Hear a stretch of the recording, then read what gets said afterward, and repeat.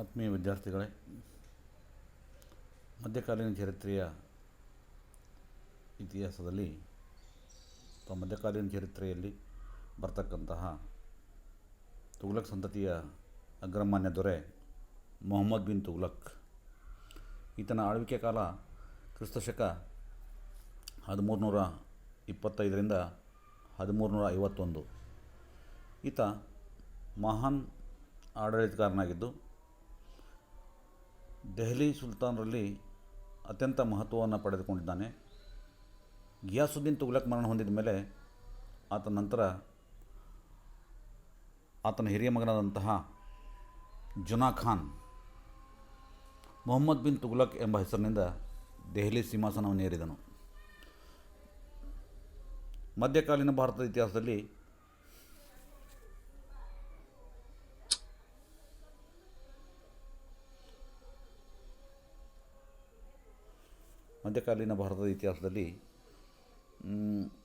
ಈತನೊಬ್ಬ ಅಸಾಮಾನ್ಯ ಅಸಾಧಾರಣ ವ್ಯಕ್ತಿಯಾಗಿದ್ದು, ಈತನ ವಿಷಯವಾಗಿ ಅನೇಕ ಇತಿಹಾಸಕಾರರು, ವಿದ್ವಾಂಸರು ವಿಭಿನ್ನವಾದ ರೀತಿಯಲ್ಲಿ ಅಭಿಪ್ರಾಯಗಳನ್ನು ವ್ಯಕ್ತಪಡಿಸಿದ್ದಾರೆ. ಕೆಲವರು ಈತನನ್ನು ವಿರುದ್ಧ ಗುಣಗಳ ಆಶ್ಚರ್ಯಕಾರಕ ಸಮಾವೇಶವೆಂತಲೂ, ಕೆಲವರು ಈತನನ್ನು ಬುದ್ಧಿವಂತ ಮೂರ್ಖ ಎಂತಲೂ, ಮತ್ತು ಕೆಲವರು ಈತನನ್ನು ರಕ್ತಪಾತಕಿ ಎಂತಲೂ, ಮತ್ತು ಅನೇಕ ವಿದ್ವಾಂಸರು ಈತನನ್ನು ಒಬ್ಬ ಹುಚ್ಚ ಸುಲ್ತಾನ್ ಎಂದು ವಿವಿಧ ಬಗೆಯಲ್ಲಿ ಕರೆದಿರುತ್ತಾರೆ. ಇನ್ನು ಕೆಲವರ ಪ್ರಕಾರ ಈತ ಶ್ರೇಷ್ಠ ಆಡಳಿತಗಾರ ಹಾಗೂ ರಾಜನೀತಿ ಶಾಸ್ತ್ರಜ್ಞನಾಗಿದ್ದು, ಲೇನ್ ಫೋಲ್ ಎಂಬ ಖ್ಯಾತ ಇತಿಹಾಸ ತಜ್ಞರು ಅಭಿಪ್ರಾಯಪಡುವಂತೆ ಮೊಹಮ್ಮದ್ ಬಿನ್ ತುಘಲಕ್ ಮಧ್ಯಕಾಲೀನ ಭಾರತದ ಅತ್ಯಂತ ಆಕರ್ಷಕ ವ್ಯಕ್ತಿಯಾಗಿದ್ದು ತುಘಲಕ್ ತನ್ನ ಯುಗಕ್ಕಿಂತ ಹೆಚ್ಚು ಪ್ರಗತಿಪರ ಗುಣಗಳನ್ನು ಹೊಂದಿದ ವ್ಯಕ್ತಿಯಾಗಿದ್ದನು. ಏಕೆಂದರೆ ಈತ ಶ್ರೇಷ್ಠ ರಾಜಕಾರಣಿ, ಆಡಳಿತಗಾರನಾಗಿದ್ದರೂ ಕೂಡ ರಾಜನಾಗಿ ಸಂಪೂರ್ಣವಾಗಿ ವಿಫಲನಾದನು. ಏಕೆಂದರೆ ಈತ ಅನುಸರಿಸಿದಂಥ ಧೋರಣೆಗಳು ಕಾಲಕ್ಕೆ ಅನುಸಾರವಾಗಿರಲಿಲ್ಲ. ಅಂದರೆ ಈತನಲ್ಲಿ ಸಮತೂಕದ ಪರಿಜ್ಞಾನವಿರಲಿಲ್ಲ.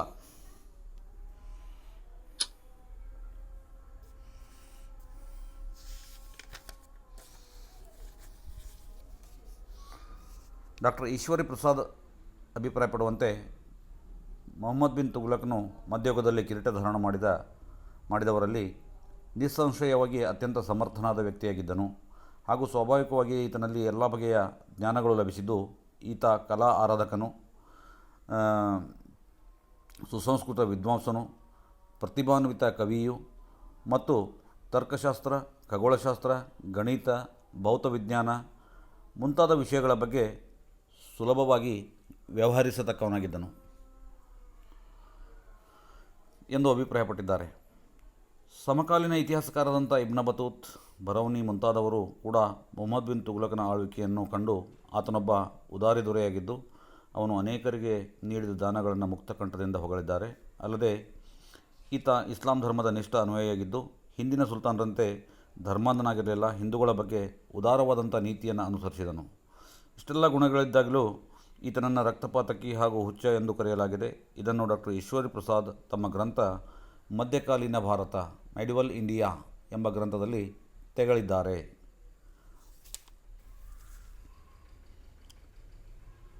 ಅಸಾಧಾರಣ ಜ್ಞಾಪಕ ಶಕ್ತಿ, ಅಚ್ಚ ಹೊಸ ಭಾವನೆಗಳು ಹಾಗೂ ಅದಮ್ಯ ಸಾಹಸಗಳಿಂದ ಕೂಡಿದ್ದ ಮೊಹಮ್ಮದ್ ಬಿನ್ ತುಘಲಕ್ ತನ್ನ ಆಳ್ವಿಕೆ ಕಾಲದಲ್ಲಿ ಹಲವಾರು ಸುಧಾರಣೆಗಳನ್ನು ಜಾರಿಗೆ ತಂದನು. ತಾತ್ವಿಕವಾಗಿ ಅವನ ಸುಧಾರಣೆಗಳಲ್ಲಿ ಯಾವುದೇ ನ್ಯೂನತೆ ಇರಲಿಲ್ಲವಾದರೂ ಅವುಗಳನ್ನು ವಾಸ್ತವಿಕವಾಗಿ ಆಚರಣೆಗೆ ತಂದಾಗ ಅವು ವಿನಾಶಕಾರಿಯಾದ ಪರಿಣಾಮಗಳನ್ನು ಉಂಟು ಮಾಡುತ್ತಿದ್ದವು ಮತ್ತು ಸಂಪೂರ್ಣವಾಗಿ ವಿಫಲ ಹೊಂದುತ್ತಿದ್ದವು. ಇದರಿಂದ ತಿಳಿದುಕೊಳ್ಳುವುದೇನೆಂದರೆ, ಮೊಹಮ್ಮದ್ ಬಿನ್ ತುಘಲಕ್ ಕೇವಲ ಸಿದ್ಧಾಂತವಾದಿಯಾಗಿದ್ದನೇ ವಿನಃ ವಾಸ್ತವಿಕವಾದಿ ಆಗಿರಲಿಲ್ಲವೆಂದು ಸ್ಪಷ್ಟವಾಗುತ್ತದೆ. ಅಂದರೆ ಈತನ ಬುದ್ಧಿವಂತಿಕೆ, ಜ್ಞಾನ ಕೇವಲ ಪುಸ್ತಕೀಯ ಜ್ಞಾನವಾಗಿದ್ದು, ಅದನ್ನು ವಾಸ್ತವಿಕ ಜೀವನದಲ್ಲಿ ಅಳವಡಿಸುವುದು ಈತನಿಗೆ ತಿಳಿದಿರಲಿಲ್ಲ. ಆದ್ದರಿಂದ ಇವನು ತನ್ನ ಆಳ್ವಿಕೆಯಲ್ಲಿ ಸೋಲಿನ ಮೇಲೆ ಸೋಲನ್ನು ಅನುಭವಿಸಬೇಕಾಯಿತು.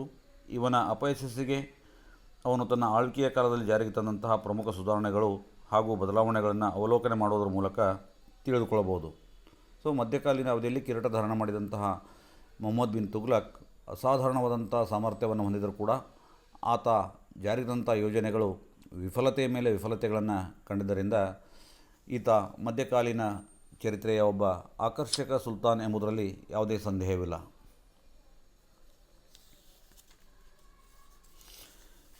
ಈತನ ಆಂತರಿಕ ನೀತಿ, ಈತ ಜಾರಿಗೆ ತಂದಂಥ ಸುಧಾರಣೆಗಳು. ಮೊದಲನೇದಾಗಿ ಕಂದಾಯ ಸುಧಾರಣೆಗಳು. ಕಂದಾಯ ಕ್ಷೇತ್ರದಲ್ಲಿ ಕೂಡ ಈತ ತುಂಬ ಆಸಕ್ತಿಯನ್ನು ವಹಿಸಿದ್ದು, ಕಂದಾಯ ಕ್ಷೇತ್ರದಲ್ಲಿ ಹಲವಾರು ಸುಧಾರಣೆಗಳನ್ನು ಜಾರಿಗೆ ತಂದ. ಅಂದರೆ ರಾಜ್ಯದ ಆದಾಯವನ್ನು ಹೆಚ್ಚಿಸುವುದರ ಮೂಲಕ ಪ್ರಜೆಗಳ ಆರ್ಥಿಕ ಸ್ಥಿತಿಗತಿಗಳನ್ನು ಸುಧಾರಿಸುವ ಉದ್ದೇಶದಿಂದ ಈತ ಹಲವಾರು ಸುಧಾರಣೆಗಳನ್ನು ಜಾರಿಗೆ ತಂದ. ಅವುಗಳಲ್ಲಿ ಮೊದಲನೇದಾಗಿ ದುವಾ ಪ್ರದೇಶದಲ್ಲಿ ತೆರಿಗೆಯನ್ನು ವಿಧಿಸಿದ್ದು ಮತ್ತು ಎರಡನೇದಾಗಿ ಪ್ರತ್ಯೇಕವಾದಂಥ ಕೃಷಿ ಇಲಾಖೆಯನ್ನು ಸ್ಥಾಪನೆ ಮಾಡಿದ್ದು. ಇವು ಈತನ ಕಂದಾಯ ಸುಧಾರಣೆಗಳಲ್ಲಿ ಅತ್ಯಂತ ಪ್ರಮುಖವಾದಂಥ ಅಂಶಗಳಾಗಿವೆ. ಕಂದಾಯ ಕ್ಷೇತ್ರದಲ್ಲಿ ಈತ ಜಾರಿಗೆ ತಂದಂತಹ ಸುಧಾರಣೆಗಳು ಈತನ ಆಡಳಿತದ ಒಂದು ಶ್ರೇಷ್ಠತೆಯನ್ನು ಎತ್ತಿ ತೋರಿಸುತ್ತವೆ. ಕಂದಾಯದ ಆಡಳಿತವು ಸುಗಮವಾಗಿ ಸಾಗುವ ಸಲುವಾಗಿ ಮುಹಮ್ಮದ್ ಬಿನ್ ತುಘಲಕ್ ತನ್ನ ಆಳ್ವಿಕೆಯ ಆರಂಭದಿಂದಲೂ ಹಲವಾರು ಕ್ರಮಗಳನ್ನು ಕೈಗೊಂಡನು. ಅದಕ್ಕಾಗಿ ಈಗಾಗಲೇ ಹೇಳಿದಂತೆ ಪ್ರತ್ಯೇಕವಾದಂಥ ಕಂದಾಯ ಇಲಾಖೆಯನ್ನು ಸ್ಥಾಪನೆ ಮಾಡಿ ಕೆಲವೊಂದು ಆಜ್ಞೆಗಳನ್ನು ಹೊರಡಿಸಿದನು. ಆ ಪ್ರಕಾರ ಮೊದಲನೇ ಆಜ್ಞೆಯ ಪ್ರಕಾರ ರಾಜ್ಯದ ಭೂಕಂದಾಯದ ವಿವರಣೆಗಳನ್ನು ಒಳಗೊಂಡಂತಹ ಅಧಿಕೃತ ದಾಖಲೆಯೊಂದನ್ನು ತಯಾರಿಸಲು ಈತ ಆಜ್ಞಾಪಿಸಿದ. ಕಂದಾಯ ಇಲಾಖೆಯಲ್ಲಿ ಸುಧಾರಣೆಗಳನ್ನು ಜಾರಿ ತರುವುದಕ್ಕೋಸ್ಕರವಾಗಿ ಈತ ಅನೇಕ ಕಾರ್ಯಗಳನ್ನು ಮಾಡಿದ.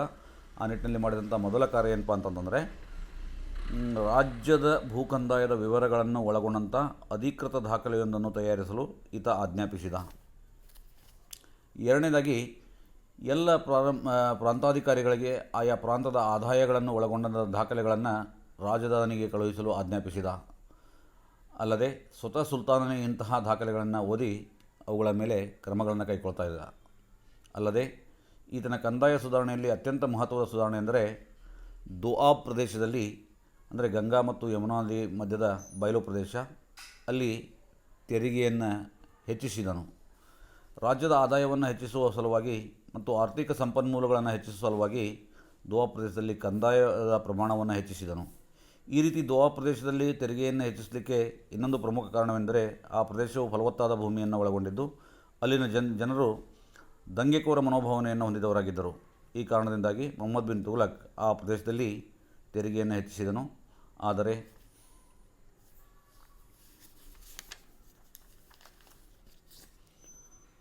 ದುರ್ದೈವಶಾತವಾಗಿ ಈ ಕಾನೂನು ವಿಫಲವಾಯಿತು. ಏಕೆಂದರೆ ಈತ ತೆರಿಗೆ ಹೆಚ್ಚಳದ ಕಾನೂನನ್ನು ಜಾರಿಗೆ ತಂದಾಗ ದೋಆಬ್ ಪ್ರದೇಶದಲ್ಲಿ ಬಹುಕಾಲದಿಂದಲೂ ಮಳೆಯಿಲ್ಲದೆ ಭೀಕರವಾದಂಥ ಕ್ಷಾಮ ಉಂಟಾಗಿತ್ತು. ಹೀಗಾಗಿ ಅಲ್ಲಿನ ಜನರು ಸಂಕಷ್ಟಕ್ಕೆ ಒಳಗಾಗಿದ್ದರು. ಇಂಥ ಪರಿಸ್ಥಿತಿಯಲ್ಲಿ ಸುಲ್ತಾನ್ ಬರಗಾಲವನ್ನು ಗಮನಕ್ಕೆ ತಾರದೆ ಹೊಸ ತೆರಿಗೆಯನ್ನು ಜಾರಿಗೆ ತಂದು ಅವುಗಳ ವಸೂಲಾತಿಗಾಗಿ ಅನೇಕ ಅಧಿಕಾರಿಗಳನ್ನು ನೇಮಿಸಿದ.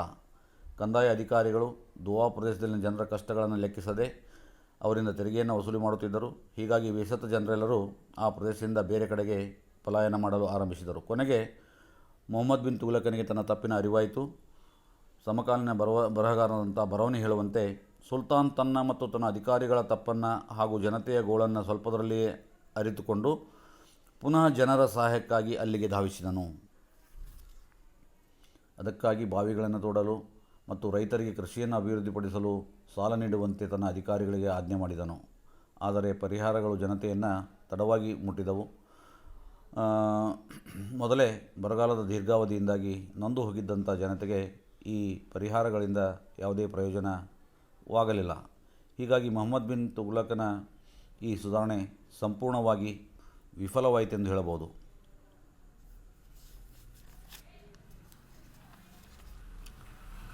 ಕಂದಾಯ ಕ್ಷೇತ್ರದ ಎರಡನೇ ಈತನ ಪ್ರಮುಖ ಸುಧಾರಣೆ ಕೃಷಿ ಇಲಾಖೆಯ ಸ್ಥಾಪನೆ.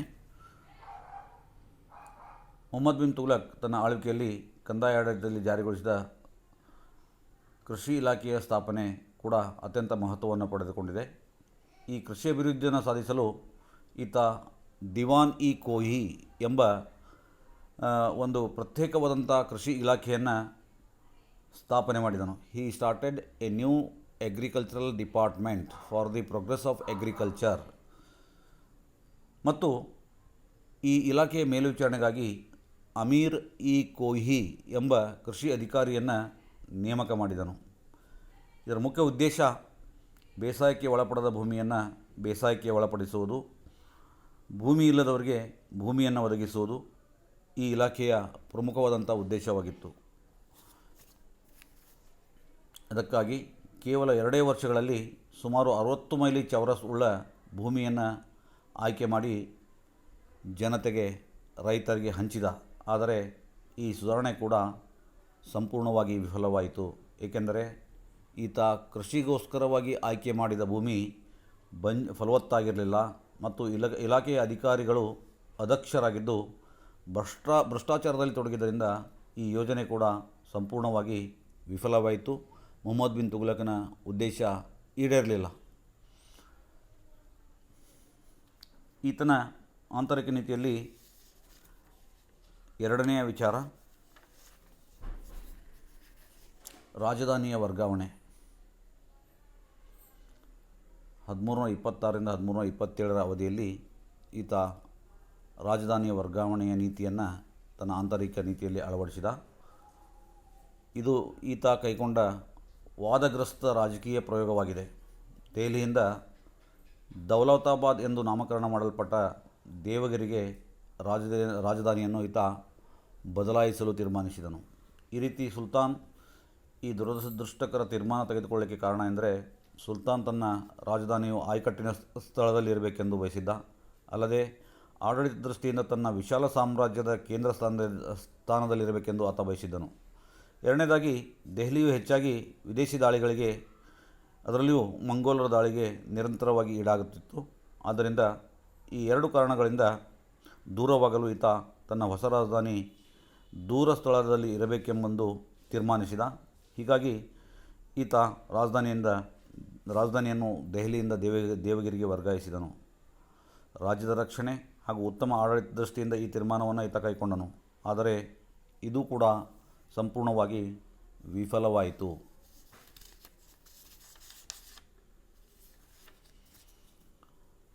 ಹೇಗೆಂದರೆ, ಲೇನ್ ಪೋಲ್ ಬರೆಯುವಂತೆ, ಸುಲ್ತಾನು ತನ್ನ ಆಸ್ಥಾನಿಕರನ್ನು, ಸೈನ್ಯವನ್ನು ಮತ್ತು ಅಧಿಕಾರಿಗಳನ್ನು ಮಾತ್ರವೇ ವರ್ಗಾಯಿಸುವ ಬದಲು ಇಡೀ ದೆಹಲಿಯ ಜನರೆಲ್ಲರೂ ತಮ್ಮ ಎಲ್ಲ ಮಕ್ಕಳು, ಮರಿ, ಸಾಮಾನು, ಸರಂಜಾಮುಗಳೊಂದಿಗೆ ದೇವಗಿರಿಗೆ ಪ್ರಯಾಣ ಮಾಡಬೇಕೆಂದು ಆಜ್ಞೆ ಹೊರಡಿಸಿದನು. ಇದು ಆತ ಎಸಗಿದ ಒಂದು ಮಹಾ ಅಪರಾಧವಾಗಿತ್ತು, ತಪ್ಪು ಧೋರಣೆಯಾಗಿತ್ತು ಅಂತ ಹೇಳ್ಬೋದು. ಬರೌನಿ ಹೇಳುವಂತೆ, ದೆಹಲಿಯಲ್ಲಿ ಒಂದು ನಾಯಿ, ಬೆಕ್ಕು ಸಹಿತ ಉಳಿಯಲು ಈತ ಅವಕಾಶ ಕೊಡಲಿಲ್ಲ. ಈ ರೀತಿ ದೆಹಲಿಯ ಎಲ್ಲ ಜನರಿಗೆ ದೇವಗಿರಿಗೆ ಪ್ರಯಾಣ ಬೆಳೆಸಲು ಆಜ್ಞಾಪಿಸಿದ. ಮೊಹಮ್ಮದ್ ಬಿನ್ ತುಘಲಕ್ ವಲಸೆಗಾರರಿಗೆ ಆಹಾರ ಮತ್ತು ವಸತಿಗಳನ್ನು ಮಾರ್ಗದಲ್ಲಿ ವ್ಯವಸ್ಥೆಯನ್ನು ಮಾಡಿದ್ದ. ಆದರೆ ಈತನ ಎಲ್ಲ ವ್ಯವಸ್ಥೆಗಳು ನಿಷ್ಫಲವಾದವು. ಏಕೆಂದರೆ ಹಲವಾರು ತಲೆಮಾರುಗಳಿಂದ ದೆಹಲಿಯಲ್ಲಿ ವಾಸಿಸುತ್ತಿದ್ದಂಥ ಜನರು ತಮ್ಮ ಗೃಹಗಳನ್ನು ಬಿಡಲಾರದ ಮನಸ್ಸಿನಿಂದ ಬಿಟ್ಟು ಸುಲ್ತಾನನ ಆಜ್ಞೆಗೆ ಮಣಿದು ದೇವಗಿರಿಗೆ ಭಗ್ನ ಹೃದಯರಾಗಿ ಪ್ರಯಾಣವನ್ನು ಬೆಳೆಸಿದರು. ದೆಹಲಿಯಿಂದ ದೇವಗಿರಿಗೆ ಸುಮಾರು 700 ಮೈಲಿಗಳ ಒಂದು ಅಂತರ. ಆ ದೀರ್ಘವಾದಂಥ ಯಾತ್ರೆಯಲ್ಲಿ ಜನರು ಅನುಭವಿಸಿದಂಥ ತೊಂದರೆಗಳು, ಕಷ್ಟಗಳು ಸಾಕಷ್ಟು, ವರ್ಣಿಸಲು ಅಸಾಧ್ಯ ಎಂದು ನಾವು ಹೇಳ್ಬೋದು. ಅಸಂಖ್ಯಾತ ಜನ ಮಾರ್ಗ ಮಧ್ಯದಲ್ಲಿಯೇ ತಮ್ಮ ಪ್ರಾಣವನ್ನು ಕಳೆದುಕೊಂಡರು. ಕೆಲವರು ದೇವಗಿರಿಯನ್ನು ತಲುಪಿದ ಮೇಲೆ ತಮ್ಮ ಪ್ರಾಣವನ್ನು ಕಳೆದುಕೊಂಡರು. ಲೇನ್ ಪೋಲ್ ಬರೆಯುವಂತೆ, ಹೊಸ ರಾಜಧಾನಿಯು ವಲಸೆಗಾರರ ಗೋರಿಗಳ ಬೀಡಾಯಿತು ಎಂಬ ಅಭಿಪ್ರಾಯವನ್ನು ವ್ಯಕ್ತಪಡಿಸಿದ್ದಾರೆ. ನಂತರ ಕೂಡಲೇ ಸುಲ್ತಾನನಿಗೆ ತನ್ನ ತಪ್ಪಿನ ಅರಿವುಂಟಾಗಿ ಪುನಃ ದೇವಗಿರಿಯಿಂದ ದೆಹಲಿಗೆ ಹಿಂತಿರುಗುವಂತೆ ಜನರಿಗೆ ಆಜ್ಞೆಯನ್ನು ಮಾಡಿದ. ಆದರೆ ದೇವಗಿರಿಯಿಂದ ದೆಹಲಿಗೆ ಮರಳಲಿಕ್ಕೆ ಜನರೇ ಇರಲಿಲ್ಲ. ಅಂದರೆ ಸಾಕಷ್ಟು ಅಪಾರ ಪ್ರಮಾಣದ ಜನರು ಅಲ್ಲಿ ತಮ್ಮ ಪ್ರಾಣವನ್ನು ಕಳೆದುಕೊಂಡ್ರು ಅಂತ ಹೇಳ್ಬೋದು. ನಿರ್ಜನವಾಗಿದ್ದ ದೆಹಲಿಯನ್ನು ತುಂಬಲು ಮೊಹಮ್ಮದ್ ಬಿನ್ ತುಘಲಕ್ ಸುತ್ತಮುತ್ತಲಿನ ಪ್ರದೇಶಗಳಿಂದ ವಿವಿಧ ವರ್ಗದ ಜನರನ್ನು ಕರೆದು ದೆಹಲಿಯನ್ನು ತುಂಬಿದನು. ಆದರೂ ಕೂಡ ದೆಹಲಿ ತನ್ನ ಮೊದಲಿನ ಜನಸಂದಣಿ ಹಾಗೂ ತನ್ನ ಮೊದಲಿನ ವೈಭವವನ್ನು ಗಳಿಸಲು ಬಹುಕಾಲ ಬೇಕಾಯಿತು. ಈ ರೀತಿ ಮೊಹಮ್ಮದ್ ಬಿನ್ ತುಘಲಕ್ ರಾಜಧಾನಿಯ ವರ್ಗಾವಣೆ ನೀತಿ ಕೂಡ ವಿನಾಶಕಾರಿಯಾಗಿ ಮುಕ್ತಾಯವಾಯಿತು. ಡಾಕ್ಟರ್ ಎಲ್ ಶ್ರೀವಾತ್ಸವ್ ಅವರು ತಮ್ಮ ದೆಹಲಿ ಸುಲ್ತಾನರು ಎಂಬ ಗ್ರಂಥದಲ್ಲಿ ಬರೆಯುವಂತೆ,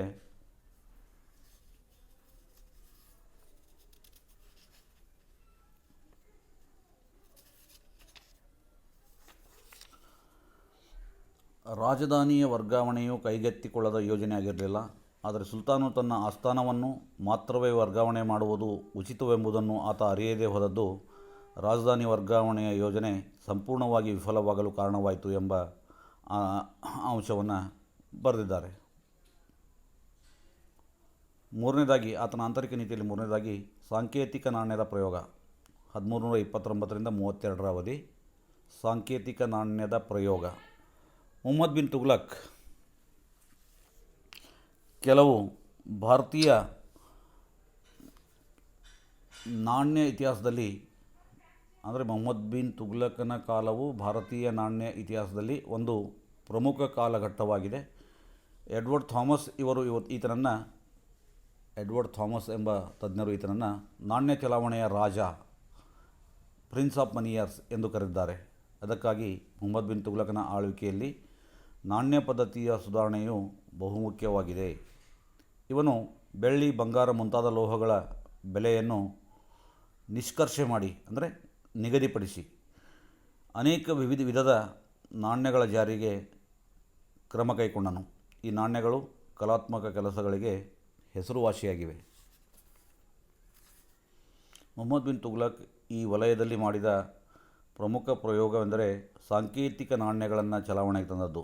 ಸುಲ್ತಾನನು ಹಿತ್ತಾಳೆ, ತಾಮ್ರದ ನಾಣ್ಯಗಳನ್ನು ಜಾರಿಗೆ ತರುವುದಕ್ಕೆ ಇತಿಹಾಸಕಾರರು ಅನೇಕ ಕಾರಣಗಳನ್ನು ಸೂಚಿಸಿದ್ದಾರೆ. ಮೊದಲನೇದಾಗಿ, ಸುಲ್ತಾನನ ಮಿತಿಮೀರಿದ ದಾನ ಧರ್ಮ ಕಾರ್ಯಗಳು ಬೊಕ್ಕಸಕ್ಕೆ ಹೊರೆಯಾಗಿದ್ದವು. ಸುಲ್ತಾನ್ ರಾಜಧಾನಿ ವರ್ಗಾವಣೆ, ವಿದೇಶಿ ಪ್ರದೇಶ ಆಕ್ರಮಿಸುವ ಯೋಜನೆಗಳು ವಿಪರೀತ ವೆಚ್ಚಕ್ಕೆ ಕಾರಣವಾಗಿದ್ದವು. ಎರಡನೇದಾಗಿ, ಬರಗಾಲದ ಕಾರಣದಿಂದಾಗಿ ದೋವಾ ಪ್ರದೇಶದಲ್ಲಿ ಪ್ರದೇಶದ ಹೊಸ ತೆರಿಗೆ ನೀತಿ ವಿಫಲವಾದದ್ದು ಖಾಲಿಯಾದ ಬೊಕ್ಕಸವನ್ನು ಅನ್ಯ ಮಾರ್ಗದಿಂದ ತುಂಬುವಂತೆ ಮಾಡಿದ್ದು. ಮೂರನೇದಾಗಿ, ಸುಲ್ತಾನ್ ಪ್ರಯೋಗಶೀಲನಾಗಿದ್ದು ಈ ಹೊಸ ನಾಣ್ಯಗಳನ್ನು ಜಾರಿಗೆ ತರುವುದರಿಂದ ಭಾರತೀಯ ನಾಣ್ಯ ಪದ್ಧತಿಯಲ್ಲಿ ಹೊಸ ಅಧ್ಯಾಯವನ್ನು ತೆರೆಯಲು ಭಾವಿಸಿದ್ದನೆಂದು ಹೇಳಬಹುದು. ಕೊನೆಯದಾಗಿ, ಈತ ಚೀನೀಯರ ಮತ್ತು ಪರ್ಷಿಯನ್ನರ ನಾಣ್ಯ ಪ್ರಯೋಗಗಳಿಂದ ಪ್ರಭಾವಿತನಾಗಿದ್ದನು.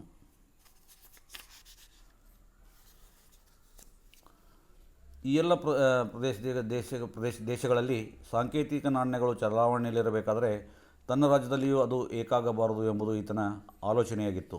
ಈ ಎಲ್ಲ ಉದ್ದೇಶಗಳನ್ನು ತನ್ನ ಮನದಲ್ಲಿಟ್ಟುಕೊಂಡು ಮುಹಮ್ಮದ್ ಬಿನ್ ತುಘಲಕ್ ಹಿತ್ತಾಳೆ ಮತ್ತು ತಾಮ್ರದ ನಾಣ್ಯಗಳನ್ನು ಜಾರಿಗೆ ತಂದು ಅವುಗಳಿಗೆ ಅಧಿಕೃತವಾದಂಥ ಮನ್ನಣೆಯನ್ನು ನೀಡಿದನು. ಆದರೆ ಆ ನಾಣ್ಯಗಳ ಉತ್ಪಾದನೆಯ ಮೇಲೆ ರಾಜ್ಯದ ಏಕಸ್ವಾಮ್ಯತ್ವವನ್ನು ಏರ್ಪಡಿಸುವಲ್ಲಿ ವಿಫಲನಾದನು. ಬರೌನಿ ಹೇಳುವಂತೆ, ಈ ಕಾನೂನು ಜಾರಿಗೆ ತಂದ ತಕ್ಷಣವೇ ಪ್ರತಿಯೊಂದು ಮನೆ ಟಂಕಶಾಲೆಯಾಗಿ ಪರಿವರ್ತಿತವಾಯಿತು ಮತ್ತು ವಿವಿಧ ಪ್ರಾಂತಗಳ ಹಿಂದೂಗಳು ಲಕ್ಷಗಟ್ಟಲೆ ನಾಣ್ಯಗಳನ್ನು ಉತ್ಪಾದನೆ ಮಾಡಿದ್ದಲ್ಲದೆ ಅಧಿಕ ಪ್ರಮಾಣದಲ್ಲಿ ಹಣಗಳನ್ನು ಟಂಕಿಸಿದರು. ಜನರು ಬೆಳ್ಳಿ ಮತ್ತು ಬಂಗಾರದ ನಾಣ್ಯಗಳನ್ನು ಬಚ್ಚಿಟ್ಟು ಕಂದಾಯವನ್ನು ಹೊಸ ನಾಣ್ಯಗಳ ರೂಪದಲ್ಲಿ ಸರ್ಕಾರಕ್ಕೆ ಸಲ್ಲಿಸಿದರು.